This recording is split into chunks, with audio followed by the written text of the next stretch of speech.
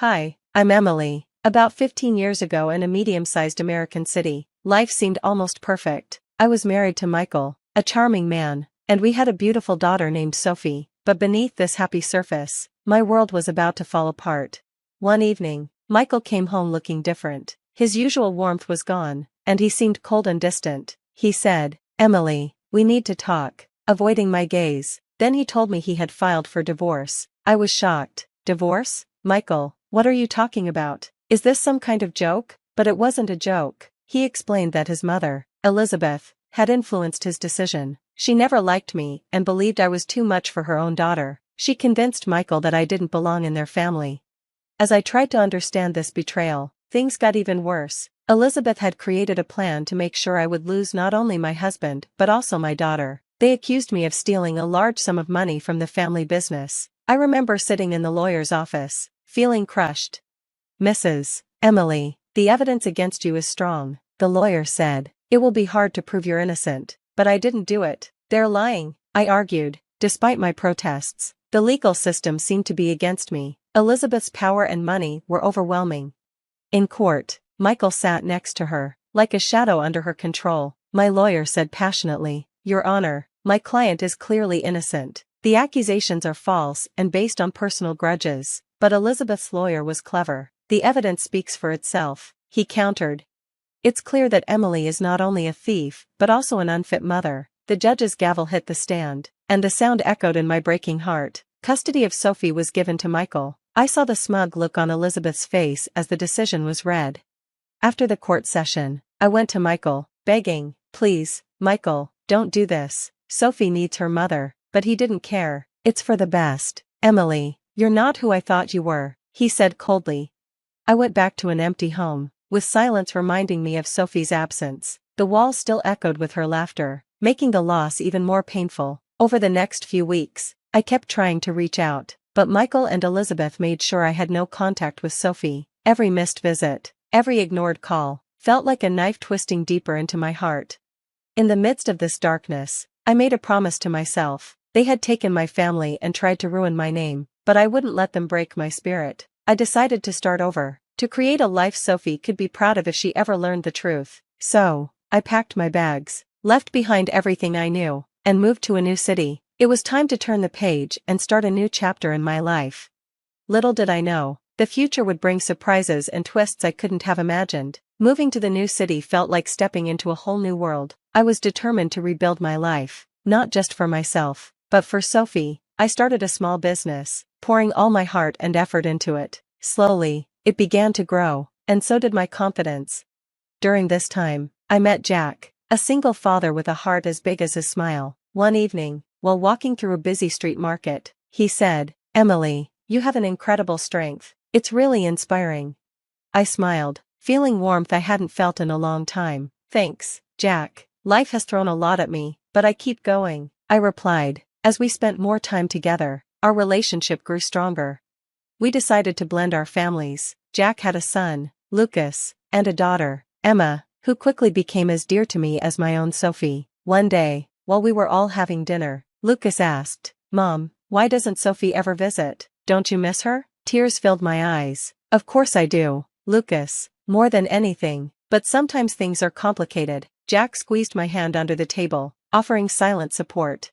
Despite the love and happiness in our new family, a part of me always ached for Sophie. I tried reaching out, sending letters and gifts, but they were always returned unopened. Michael and Elizabeth had filled Sophie's head with lies about me. They told her I had built my business with stolen money and that I was someone to be ashamed of.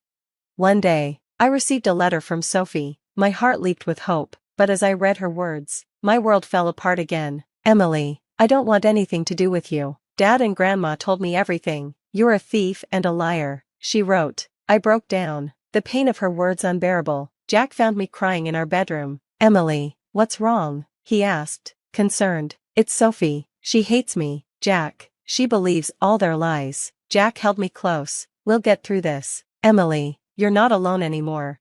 As the years went by, our family grew stronger, and my business became a successful company. We moved into a larger home, and our lives were filled with love and laughter. But I never stopped missing Sophie. I often watched the kids play in the backyard, wondering what Sophie was like now. Was she happy? Did she ever think of me? You've built something amazing here, Jack said to me one evening as we sat on the porch, watching the sunset. I just wish Sophie could see this. I nodded, a tear rolling down my cheek. Me too, Jack, me too. Little did I know, the truth about my past was about to come out in a way I never expected. Years passed, and my small startup had grown into a thriving business. I had become a well-known entrepreneur, but my heart still ached for Sophie. Meanwhile, Sophie had grown into a smart and independent young woman attending university. Although we were still estranged, I kept track of her achievements from afar and felt proud of her accomplishments. One day at the university, Sophie overheard a conversation that changed everything. Hidden behind the library shelves, she listened as Michael and Elizabeth spoke. I can't believe how easy it was to fool everyone, especially Emily, Elizabeth gloated. Framing her for theft was the best thing we ever did. Michael smirked and replied, yeah, and the best part is Sophie still believes every lie we told her about her mother. Sophie felt the ground slip beneath her. Shock, anger, and betrayal rushed through her as she realized how they had deceived her. Later that day, she confronted them. How could you lie to me all these years? You made me hate my own mother. Michael tried to explain, but Sophie wouldn't listen. I don't want to hear your excuses. I need to find out the truth for myself. Sophie stormed out, her heart heavy and her mind full of questions. Later, she reached out to me. I was in my office when I got her call. Mom, it's Sophie, can we meet? I need to talk to you, she said, her voice trembling. My heart skipped a beat. Of course, Sophie, anytime. We met at a quiet cafe the next day. The moment I saw her, all the years of pain and longing rushed back. She looked so much like the little girl I remembered, but she was all grown up. Sophie, I've missed you so much, I said, my voice full of emotion. Mom, I heard Grandma and Dad talking. They lied to me about everything, Sophie admitted, her eyes filling with tears. I reached for her hand. I know, Sophie, I've waited every day to tell you the truth. We talked for hours, sharing our pain and clearing up misunderstandings. Sophie was filled with regret. I'm so sorry, Mom, I should have known better. Can you ever forgive me? Tears ran down my face as I hugged her. There's nothing to forgive, Sophie, you're my daughter, and I love you no matter what. Reconnecting with Sophie felt like finding a missing piece of my soul. She started spending more time with me, Jack, and her half-siblings, fitting in like the final piece of a puzzle. One evening, while we were having dinner, Sophie looked around and said, I never knew what a real family felt like until now. I'm so grateful to be here. Jack smiled warmly at her. You've always been part of this family, Sophie. We're just happy you're here with us now. As I watched my family laugh and talk, a sense of peace washed over me. All the years of struggle and pain had led to this moment of joy and reconciliation, but I knew our story wasn't over. The truth about Michael and Elizabeth's lies had been revealed, and it was time for justice. In the courtroom, tension filled the air as Sophie took the stand. It was time to confront the years of deception. Can you tell the court what you heard on the day in question? The prosecutor asked. Sophie's voice was calm, but I could see the pain in her eyes. I overheard my grandmother, Elizabeth, and my father, Michael, bragging about framing my mother for a crime she didn't commit. They did it to keep me away from her, she testified. The courtroom gasped in shock. Michael and Elizabeth sat still, their faces pale. The prosecutor continued, and how did this make you feel? Betrayed, angry. I've been lied to my whole life, Sophie replied. Michael's lawyer tried to challenge Sophie's testimony, but the truth was undeniable. The judge's gavel came down with force, declaring Michael and Elizabeth guilty. They were led away, and when Michael's eyes met mine, there was no regret, only quiet acceptance of his fate.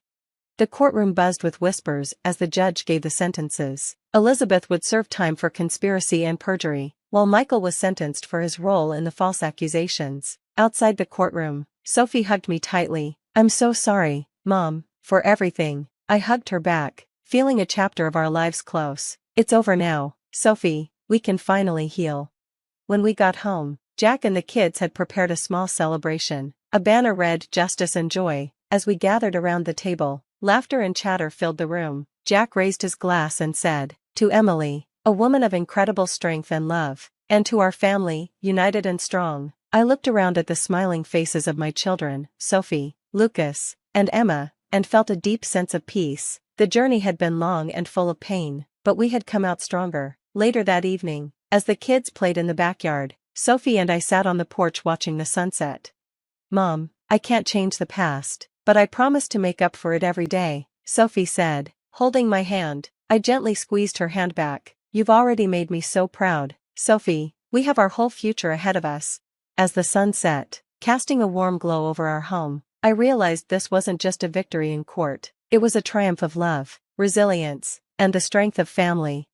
And that's the end of my story, a journey from betrayal to justice and, finally, to love and unity. As we close this chapter, I want to leave you with a question. In this story, Sophie grew up believing lies about her mother, Emily, and only discovered the truth as an adult. If you were in Sophie's shoes, realizing you'd been misled about a parent your entire life, would you be able to forgive and rebuild the relationship? Or would the betrayal be too deep to overcome? Share your thoughts in the comments below. If you enjoyed this story, don't forget to like and subscribe to the channel for more stories. Your support means the world.